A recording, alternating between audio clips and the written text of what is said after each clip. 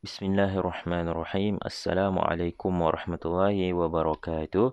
Baik, insyaAllah hari ini kita akan sambung semula sesi PDPR kita untuk hari Isnin, iaitu adab dan akhlak. Okey, sebelum ini kita sudah memasuki tajuk adab bermesyuarat ataupun bermuzakarah. Ada adab ketika kita bermesyuarat. Jadi insyaAllah hari ini kita akan sambung lagi dan kita akan cuba habiskan tajuk ini pada hari ini. Jadi kita akan fast forward lah. Kita akan laju sikit.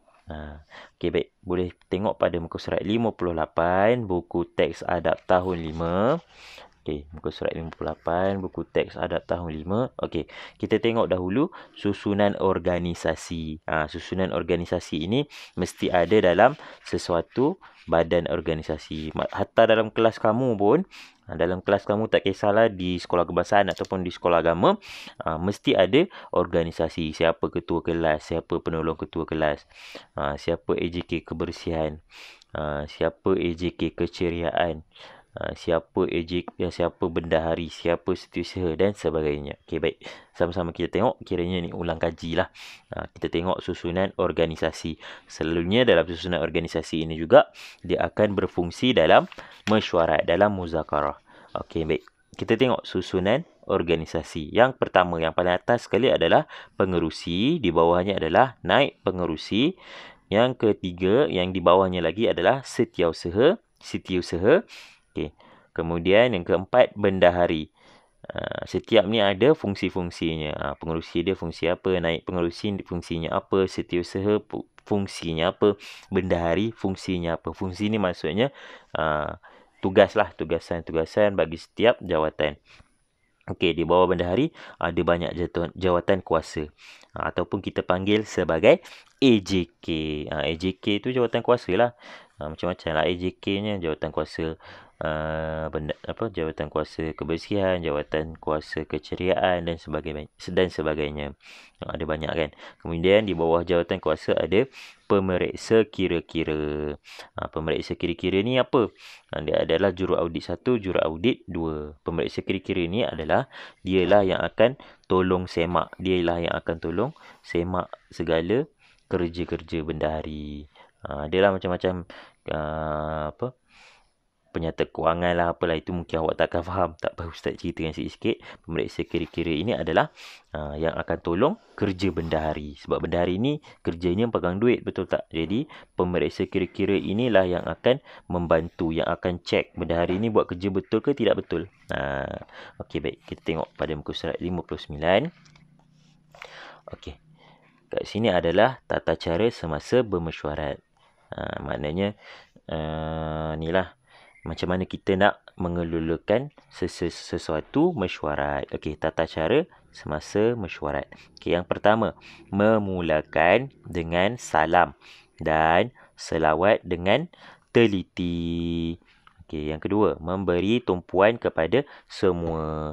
Yang ketiga, menggunakan kata-kata yang lembut. Takkanlah dalam mesyuarat kita nak mencarut, betul tak? Kenalah gunakan kata-kata yang lembut. Okey, baik. Yang keempat, berprinsipkan kebenaran. Segala apa yang dibawa dalam mesyuarat perlulah benar. Janganlah kita mereka-reka cerita. Baik, yang kelima, hendaklah mengemukakan hujah yang jelas. Yang keenam, tidak bangga diri dan sombong. Merasakan diri ini sahaja yang betul, merasakan diri inilah yang terbaik, ada pangkat yang besar. Jangan. Okey, baik.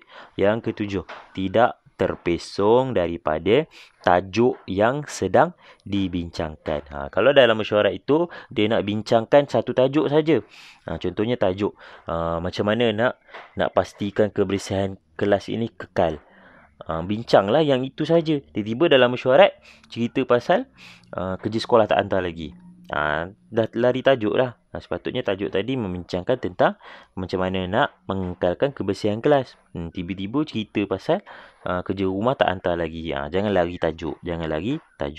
Okey, baik. Yang seterusnya, memberi peluang kepada orang lain untuk bercakap. Jangan rasa kita je nak bercakap, kita je nak menguasai mesyuarat. Tak boleh. Perlu berikan peluang juga dekat orang lain. Baik, yang seterusnya, tidak memotong percakapan orang lain. Kalau kita nak mencelah, bagi peluang dahulu dekat orang tu, habiskan percakapan dia, barulah kita masuk pula. Okay, baik, yang terakhir, menghormati pendapat orang lain. Jangan pula kata pendapat orang lain tu tak bagus, kita je bagus. Okey, baik. Kita teruskan kepada muka surat 60. Okey, kebaikan bila kita beradab ketika bermesyuarat. Okey, sama-sama kita baca dengan pantas. Baik, yang pertama, mencapai keputusan yang dipersetujui semua. Yang kedua, dikasihi Allah Subhanahu Wa Taala. Yang ketiga, menyelesaikan masalah. Yang keempat, memudahkan menerima keputusan. Yang kelima, wujud suasana harmoni. Yang keenam, memberi kesenangan kepada semua pihak. Yang ketujuh, dapat mengemukakan hujah yang baik. Dan yang terakhir, mesyuarat berjalan dengan lancar. Sebenarnya banyak lagi kebaikan-kebaikan beradab ketika mesyuarat ni, tapi di dalam buku teks berikan 7 saja. Jadi kita boleh baca dan kita boleh fahamkan. Baik, seterusnya, hikmah. Tadi kebaikan. Ini pula hikmah. Apakah kelebihan yang kita akan dapat? Hikmah bila kita beradab dalam mesyuarat. Yang pertama, membuat persediaan awal. Yang kedua, disertai dalam suasana tenang. Yang ketiga, mencapai keputusan yang bernas. Yang keempat, dirahmati Allah Subhanahu Wa Taala. Yang kelima, dipercayai dan disukai oleh orang lain. Ialah bila beradab, orang lain pun seronok nak datang mesyuarat, betul tak? Orang lain pun akan sentiasa panggil orang tersebut datang. Sebabnya dia seorang yang beradab, dia yang sentiasa memberikan idea yang bernas dalam mesyuarat. Okey, baik, yang terakhir, mengukuhkan hubungan silaturrahim. Okey, baik. Kita sambung lagi pada muka surat 62. Tadi hikmah bila kita beradab dalam mesyuarat. Yang ini pula akibat bila kita tidak menjaga adab ketika bermesyuarat. Okay. Akibat tidak beradab ketika mesyuarat. Okay, yang pertama, mesyuarat menjadi kacau bilau. Ialah mesyuarat jadi tempat medan untuk berhujah, medan untuk bergaduh. Jadi kacau bilau lah mesyuarat tersebut. Baik, yang kedua, tiada keputusan. Yelah, dah bergaduh kan. Dah bergaduh, orang ni nak yang ni, orang ni nak yang ni. Jadi kata putus tak dapat pun. Jadi tak gunalah bermesyuarat. Baik, yang ketiga, hilang kepercayaan di antara ahli. Yang keempat, wujud kumpulan baru dan perpecahan. Dalam mesyuarat, bila ada orang nak yang ini, ada orang nak yang ni, maka berlakulah perpecahan. Orang semua tak bersepakat, tidak bersatu suara, maka adalah wujudlah blok-blok tertentu. Orang yang ini, kumpulan yang ini sokong orang yang ini, kumpulan yang ini sokong orang yang ni. Maka dalam mesyuarat tu dah macam-macam kumpulan. Baik, tak payah buat mesyuarat. Okey, baik. Yang kelima, melemahkan persatuan dan merugikan semua pihak. Ialah dalam satu persatuan tu pun dah ada berapa banyak grup-grup, berapa banyak geng. Jadi lemahlah persatuan tersebut. Dan yang terakhir, tiada kerjasama. Okey, baik. Kita teruskan lagi pada kesan. Kesan bila kita menjaga adab ketika mesyuarat. Okey, baik. Kita tengok yang pertama kesannya. Yang pertama, kesannya adalah menyatupadukan umat Islam. Yang kedua, dihormati dan disegani. Yang ketiga, terhindar daripada permusuhan. Yang keempat, dapat menyelesaikan masalah dengan baik. Yang kelima, membuktikan kebenaran. Dan yang terakhir, memberi kesedaran kepada semua. Jadi habislah kita punya tajuk, iaitu adab bermesyuarat. Jadi boleh tengok pada muka surat 64. Okey, boleh tengok pada muka surat 64. Okey, aktiviti. Nombor 1 ni awak tak perlu tengok sebab ini perlu akan aktiviti kumpulan. Jadi kamu nak buat kumpulan macam mana? Bukan dekat sekolah. Kalau dekat sekolah memang ustaz boleh dah suruh buat aktiviti berkumpulan. Jadi ini kita tak boleh nak buat aktiviti berkumpulan, jadi ignore. Tak payah tengok soalan nombor 1 tu. Okey, nombor 2 dan nombor 3. 2 dan 3 ini yang ustaz nak. Okey, nombor 2 awak boleh buat salin balik soalan nombor 2 dan nombor 3 ini dalam buku tulis adab dan akhlak. Okey, jangan lupa tulis tarikh dan juga tulis hari. Okey, salin dahulu soalan nombor 2. Okey, jangan lupa tulis aktiviti aktiviti sebagai tajuk utama.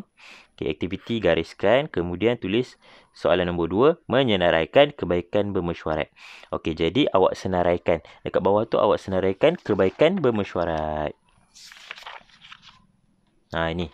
Yang ada 7 ni kan. Letak 7-7. Letak 7-7 selang 1. Setiap satu poin ni selang 1. Dah tulis poin pertama, selang 1, tulis poin kedua, selang 1, tulis poin ketiga, sampailah poin 7 untuk soalan nombor 2. Dan kebaikan-kebaikan ni awak kena garis. Garis sebab ini adalah jawapan. Ya, ini adalah soalan. Soalan tak perlu garis. Jawapan awak perlu gariskan. Ramai sangat ni suka tak garis jawapan. Tolong gariskan jawapan. Okey, baik. Yang ketiga. Soalan yang ketiga. Kalau katakan muka surat 1 tak muat, sambung pada muka surat sebelah dan salin semula soalan nombor 3. Menyenaraikan kepentingan bermesyuarat. Okey. Dah tulis soalan kan? Menyenaraikan kepentingan bermesyuarat. Okey. Mana nak cari kepentingan bermesyuarat? Okey, kepentingan bermesyuarat. Ada ketika. Okey, yang ni. Kepentingan bermesyuarat pada muka surat 56. Salinlah ada berapa poin ni? 1, 2, 3, 4, 5, 6, 7, 8. Salinlah 8. Macam awak salin yang tadi kan. Kebaikan bermesyuarat kan. Okey, buat macam tu. Dah salin soalan. Dah salin soalan nombor 3. Kemudian bawah dia tu selang 1. Tulislah poin yang pertama. Gariskan. Okey, gariskan jawapan kamu yang pada poin yang pertama. Kemudian poin yang kedua, gariskan. Sampailah 8. Okey, itu sahaja untuk hari ini. Wassalamualaikum warahmatullahi taala wabarakatuh.